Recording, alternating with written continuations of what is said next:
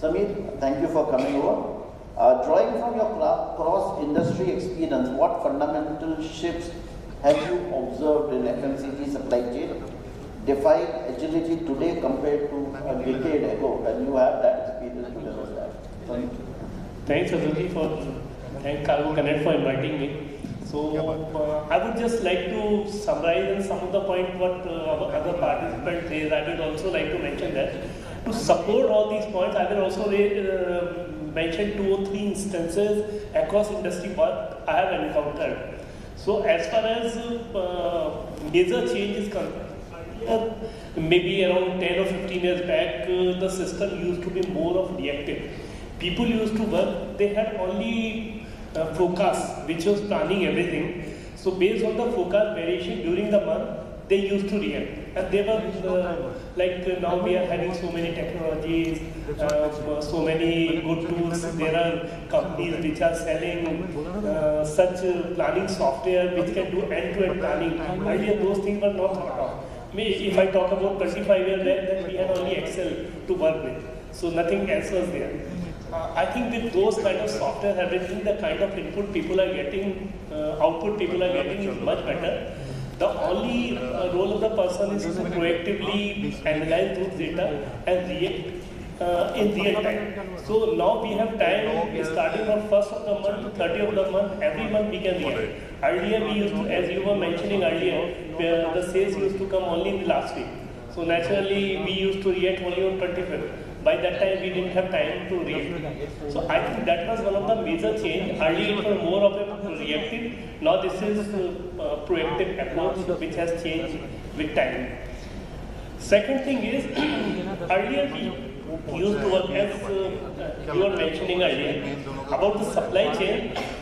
The management used to expect the supply chain should save the cost so that bottom line is going up, which is not possible most of the time. Because if we have to achieve the target of the organization, naturally we have to be spending something for creating network and other things.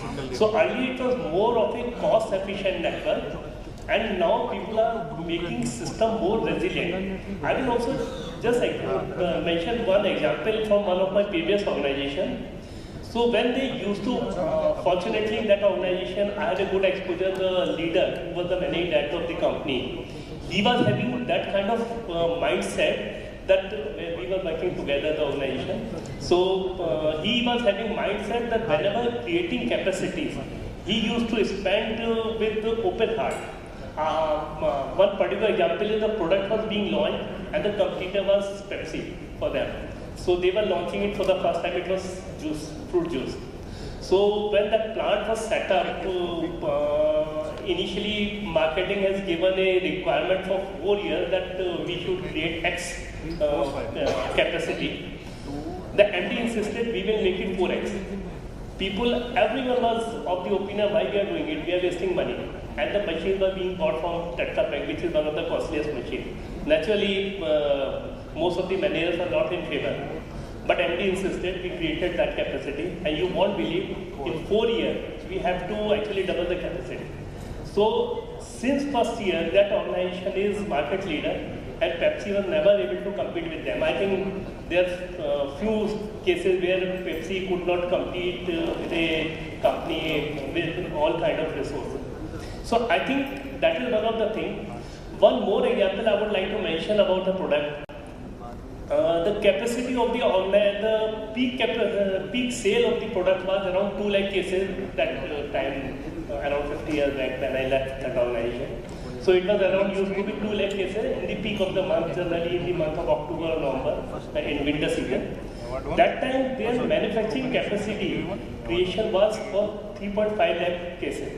And there used to be instances that we are getting a crank call from a salesperson on 25th or 26th that we need 40,000 more cases. And what we used to do was, we used to keep some inventory of the RM and PM, and that used to help us to produce and supply the stock. And we were always able to supply as per the sales requirement. So those kind of products, earlier these things were very, very unique, only specific organizations were doing it. I will not mention the organization, but I think 3-4 organizations used to do it. Now almost everyone is having that. when I moved to another FMCG, I insisted for the same thing that we should increase our capacity. Initially, management was not agreeing, but later they agreed, and that helped a lot. The organization actually now they are much bigger compared to what they could have done. Then third thing is, earlier network used to be more of centralized network. People used to have that manufacturing plant and one central warehouse or maybe two central warehouses and regional warehouses. So it used to be flow from one side to the stockists and everything.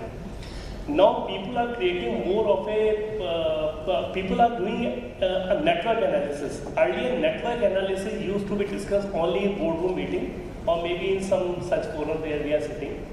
But now almost all organizations are doing network analysis. For network analysis, what is the kind of benefit we saw? So I will just mention that in one of the organizations where I worked, they started in late 90s. They were having approximately 48% business through home delivery.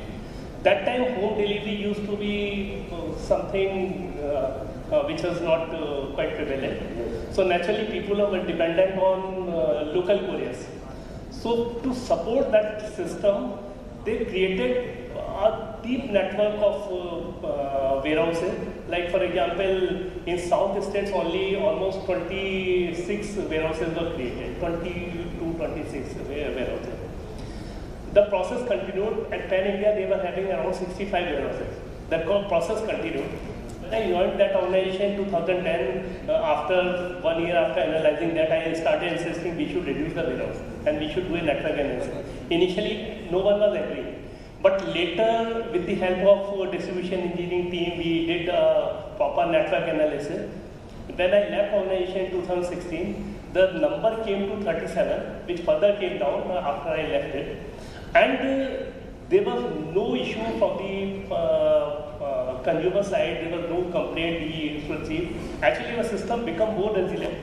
The basic advantage was that apart from these two things, our product aging also came down. Because earlier we used to keep stock across warehouses which used to get rate of obsolescence or maybe rate of the slog used to be high, which we were able to reduce.